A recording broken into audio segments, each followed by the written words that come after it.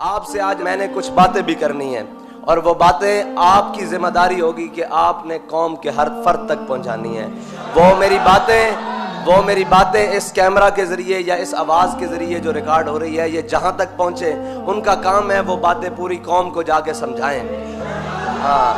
اب ہم نے لچھے دار تقریروں میں آ کے کشمیر کی طرح مسئلہ بھول نہیں جانا. صرف تقریریں سن کے کہ جناب فلاں جگہ تقریر ہو گئی فلاں جگہ تقریر ہو گئی پراپوگنڈوں میں ہم نے نہیں آنا. ہم نے آنکھیں کھول کے رکھنی ہے. جس طرح ہمارے قائد ہمارے دلوں کو حضور کی محبت کے لیے کھول کے گئے ہیں نا کہ کوئی بھی محبت کی بات کرے گا قیامت تک اس ممبر پر کھڑے ہو کر یا کسی بھی ممبر کھڑے ہو کر تو سب سے پہلے لبیک والوں کے ہاتھ بلند ہوں گے کہ تاجدار ختم نبوت.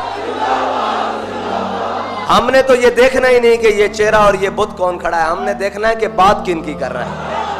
بات مالکوں کی ہو رہی ہے یا نہیں ہو رہی. جو ہو رہی ہے تو ہم نے ایسے دونوں ہاتھ بلند کر لینے ہیں اور اگر نہیں ہو رہی تو ہم نے اس کو ایک سبق سنانا ہے کہ انہیں جانا انہیں مانا نہ رکھا غیر سے کام. ہم تجھے غیر سمجھتے ہیں اس لیے کہ تو میرے آقا و مولا کی بات ہی نہیں کر رہا اور جو کوئی بات کرے گا ہم اس کے پیچھے ہاتھ باندھ کے کھڑے ہو جائیں گے.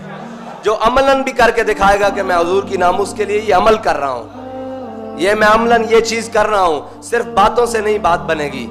باتوں سے استاد صاحب فرمائے تھے ہن گلاں نال کام بڑا اگے ود گیا. ہن کر کے وکھانا پے گا. فرماتے سن ایک گلاں اسی کافی دیر دے سنتے آ رہے ہیں. ساڈے قائد نے سانو ہر گل کر کے وکھائی تاں سا انہاں نوں منیا نا.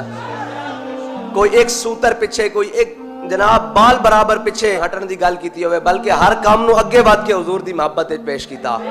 اس واسطے اساں ہن کسے لچھے دار تقریراں چ اور کسے جناب متاثر کن الفاظ دے اندر آ کے حضور دی ناموس دے اوتے کوئی دوسری رائے نہیں رکھنی.